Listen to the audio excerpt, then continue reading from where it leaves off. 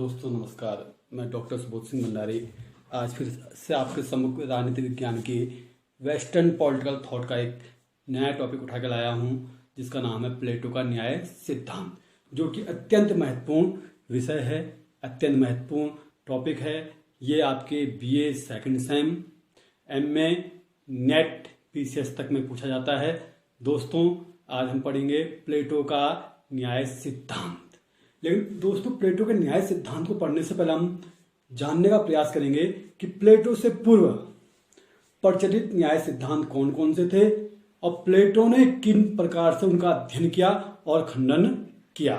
तो हम सबसे पहले जानने का प्रयास करेंगे कि प्लेटो से पूर्व प्रचलित न्याय सिद्धांत कौन कौन से थे। तो सबसे पहले न्याय सिद्धांत था जो प्लेटो से पूर्व प्रचलित था, वो था परंपरागत सिद्धांत।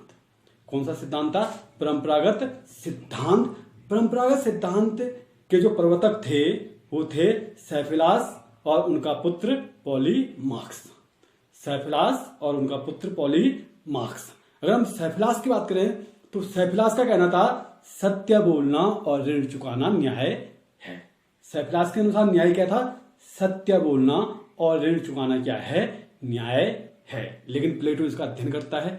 उसके बाद सैफिलास की इस परिभाषा का खंडन करते हुए कहता है कि सत्य बोलना और ऋण चुकाना कभी न्याय नहीं हो सकता, क्योंकि ये तो परिस्थितियों पर आधारित है। तो ये न्याय कैसे हो सकता है? व्यक्ति की कैसी परिस्थितियां हैं?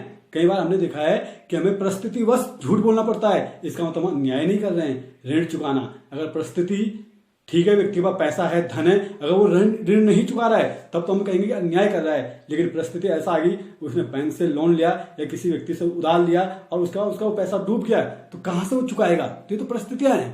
प्लेटो ने सीधा सीधा कहा है कि ये न्याय हो ही नहीं सकता है, क्योंकि ये परिस्थितिवश कभी न्याय तथा कभी अन्याय हो सकता है। उसी प्रकार से सैफिलास के पुत्र पॉलीमार्क्स ने कहा कि शत्रु के साथ शत्रुता और मित्र के साथ मित्रता का व्यवहार ही न्याय है।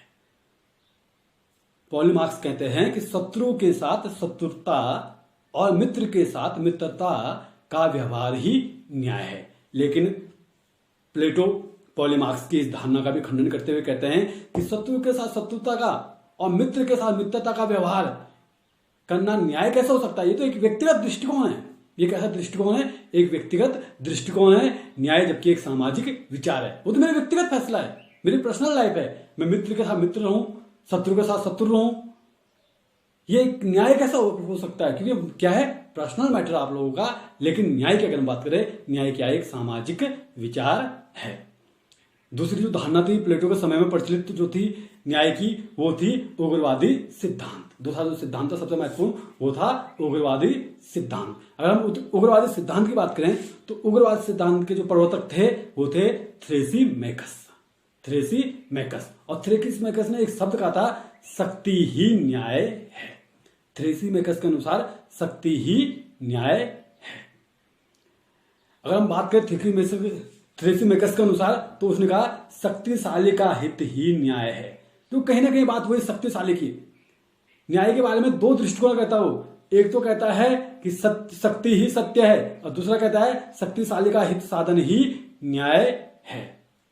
अगर हम इनके देखिए, इसकी परिभाषा को देखो, दो दृष्टिकोण निकल कर आते हैं। पहला दृष्टिकोण निकल कर आता है प्रत्येक व्यक्ति अपने हितों को पूरा करने, या प्रत्येक व्यक्ति अपने हितों को पूरा करना चाहता है।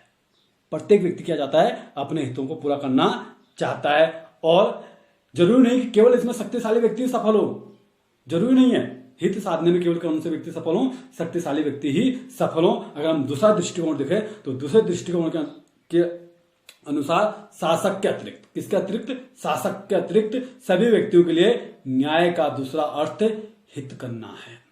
न्याय का दूसरा अर्थ क्या हो गया? हित करना। शासक तो शक्तिशाली है, लेकिन अगर शासक के अतिरिक्त हम और व्यक्तियों को देखें तो उनके लिए न्याय का दूसरा अर्थ क्या है? हित करना है। अगर वो शासक की बात मानते हैं, शासक की शक्ति के अनुसार चलते हैं, तो इसका मतलब वो क्या कर रहे हैं? न्याय कर रहे हैं। लेकिन हम प्लेटो को अगर देखें, प्लेटो थ्रेसीमेकस की इस परिभाषा का भी खंडन करता है, इससे सहमत नहीं है। वो कहता है न्याय स्वार्थ की पूर्ति करना नहीं है। प्लेटो के अनुसार क्या है? प्लेटो का न्याय कोई स्वार्थ की पूर्ति करना नहीं है। थ्रेसीमेकस तो क्या कह रहा है थ्रेसिमेकस ने तो शक्तिशाली के स्वार्थ पूर्ति को न्याय की संज्ञा दी है, जबकि न्याय स्वार्थ पूर्ति का साधन मात्र है। ये क्या है? साधन मात्र है, न कि साध्य है। ये क्या है? कहीं ना कहीं साधन मात्र है। इसका जो तीसरा सिद्धांत था, महत्वपूर्ण सिद्धांत, वो था व्यवहारवादी सिद्धांत। अगर हम व्यवहारवादी सिद्धांत की बात करें तो इसके जो प्रवर्तक थे वो थे ग्लाउकन ने कहा कि न्याय भय का शिशु है। तो ग्लाउकन भी कहता है कि न्याय क्या है? भय का शिशु है। अगर हम ग्लाउकन के अनुसार न्याय की परिभाषा देखें तो वो कहता है न्याय भय की प्रवृत्ति पर आधारित तथा यह निर्बलों की आवश्यकता है, न कि शक्तिशाली का हित। ठीक किसके? उग्रवादी सिद्धांत के उल्टा। किसके उल्टा? थ्रेसिमेकस के उल्टा। ग्लाउकन ने सीधे सीधे कह दिया कि न्याय भय का शिशु है। अब परिभाषा में कहता हूं अपना, न्याय भय की प्रवृत्ति पर आधारित तथा यह निर्बलों की आवश्यकता है। किसकी आवश्यकता है? न्याय निर्बलों की आवश्यकता है, न कि शक्तिशाली का हित। लेकिन अगर हम बात करें प्लेटो की, तो प्लेटो ग्लाउकन की इस परिभाषा या इस न्याय से संतुष्ट नहीं था। उन्होंने कहा था, वो कहता है कि कानून और न्याय को समझौते पर आधारित बाहरी वस्तु नहीं मानता है। कौन? प्लेटो ने सीधा सीधा कहा है कि न्याय और समझौता या न्याय कानून कोई बाहरी वस्तु नहीं है, समझौते पर आधारित वस्तु नहीं है, बल्कि ये तो आत्मा की आंतरिक गुण है। न्याय क्या है? आत्मा का आंतरिक गुण है, न कि कोई बाहरी वस्तु।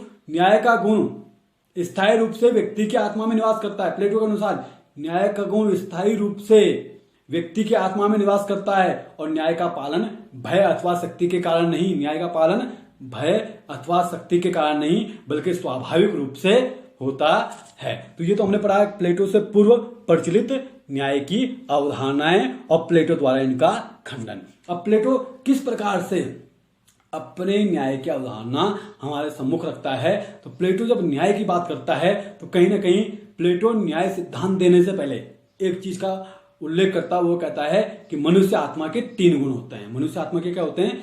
3 गुण होते हैं। पहला गुण विवेक, दूसरा गुण साहस, तीसरा गुण आत्मसंयम।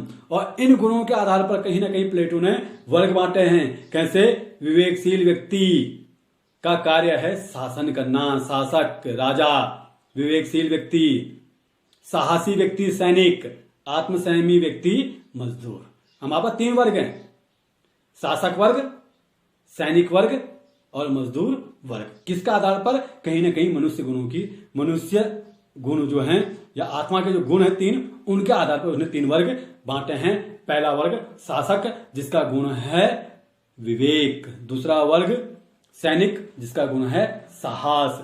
तीसरा जो वर्ग है वह है मजदूर, जिसका गुण है आत्मसंयम। और उसके बाद प्लेटो सीधा सीधा क्या कहता है? अपना न्याय का सिद्धांत करता है। प्लेटो कहता है प्रत्येक व्यक्ति अपना कार्य करे तथा दूसरे के कार्यों में हस्तक्षेप न करे, यही न्याय है। जो प्लेटो के अनुसार न्याय क्या है कि प्रत्येक व्यक्ति अपना कार्य करे तथा दूसरे के कार्यों में हस्तक्षेप न करे, यही न्याय है।